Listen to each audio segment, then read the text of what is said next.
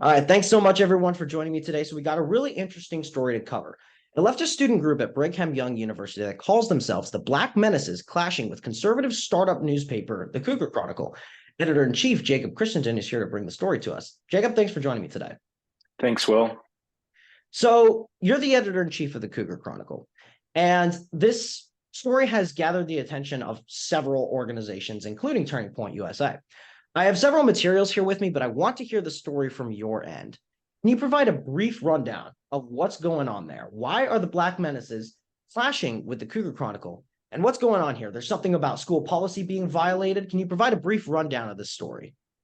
Yeah, so the Black Menaces are a student activist group on campus. They're not an official club of BYU. And they do these kind of gotcha videos where they interview students and ask them provocative questions, controversial questions, questions surrounding the Church of Jesus Christ of Latter-day Saints that would be controversial. And they try to get a big answer, a controversial answer out of these students that might not be expecting it. And then they post it to their TikToks and their Instagram, and they get a lot of views and a lot of hate to BYU.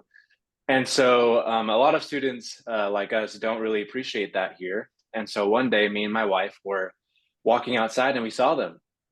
And we were just watching them get interviewing students.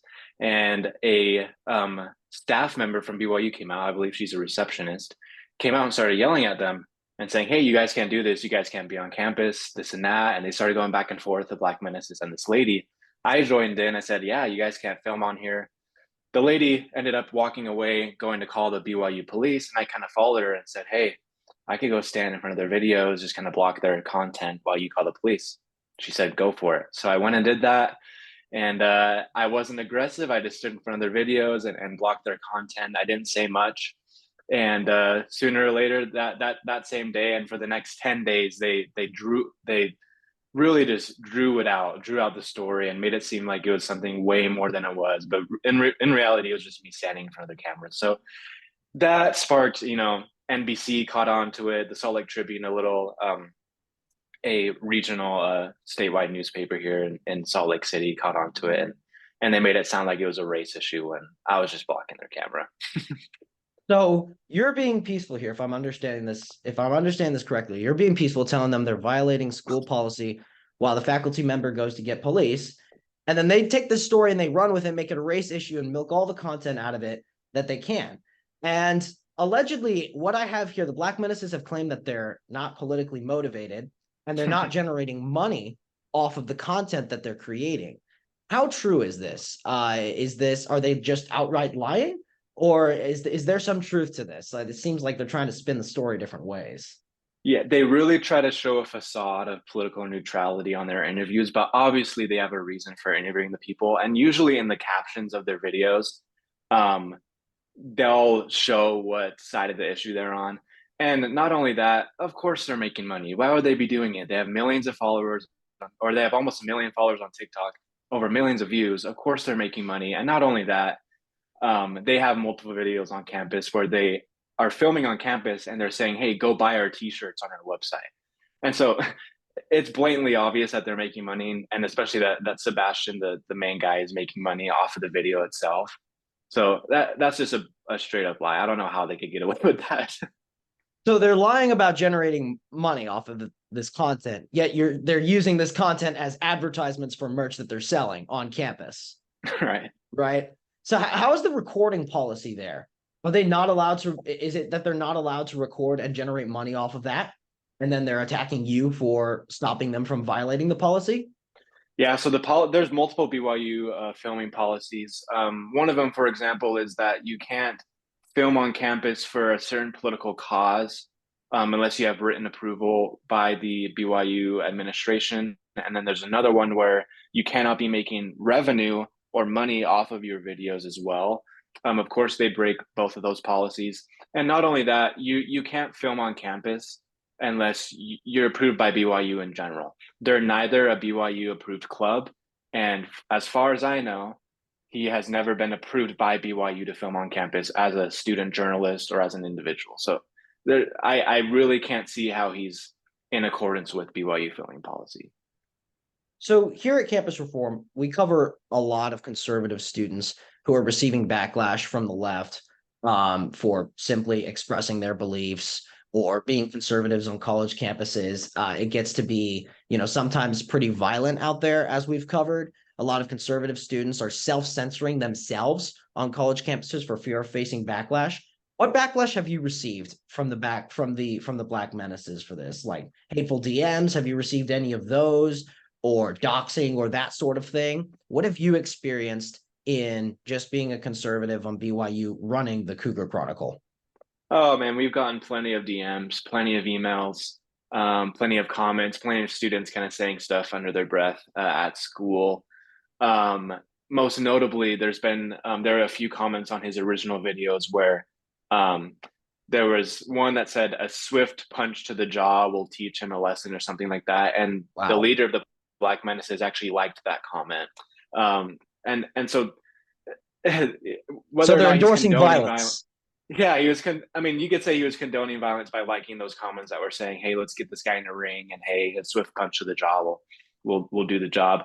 But I mean, not only that. I mean, I've gotten me and my wife have gotten plenty of comments and DMs and emails saying this and that. So it's part of the course, but yeah.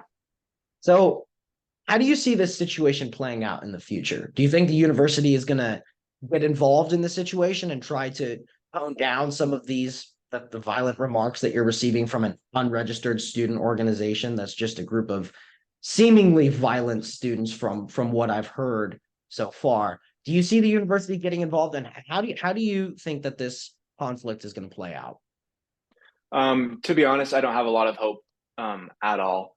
We've been working with an administrator, and while he doesn't necessarily have the power to enforce policy or student discipline, um, our concerns haven't been really addressed in the appropriate departments.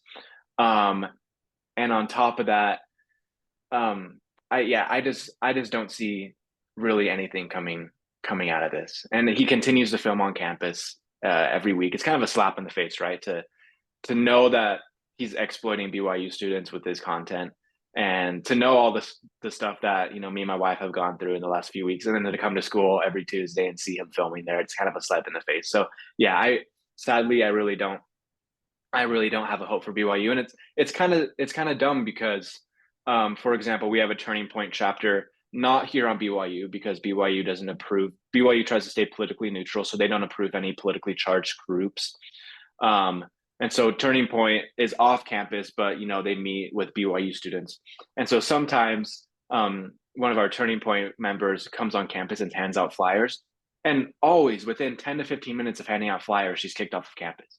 Yet the Black Menaces are allowed free reign pretty much on campus to record as long as they want and be able to post it to the internet and gain money from it. So this has been going on for a couple years. And yeah, sadly, I don't have much hope for BYU addressing their filming policy or enforcing it.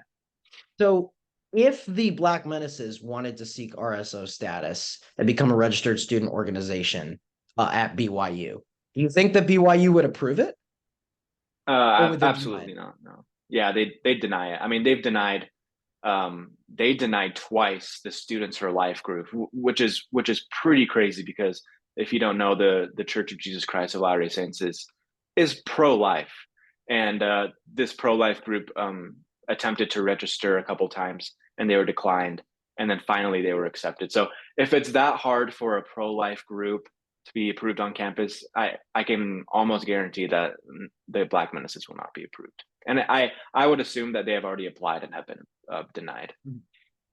So you're here at BYU, entrenched in this conflict with the Black Menaces as editor in chief of the Cougar Chronicle.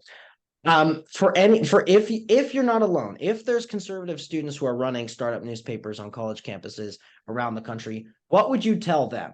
Because it doesn't seem, as you said, it doesn't seem like you have a lot of hope for BYU or the outcome of this situation. Yet you guys are fighting on anyways, because you've received backlash from the Black Menaces, and even though there's not a lot of hope, you're still struggling and hoping that something will turn out, for the good of BYU students and for the good of the university in general. So what would you tell other conservative students who are running student newspapers on college campuses who might be facing similar things?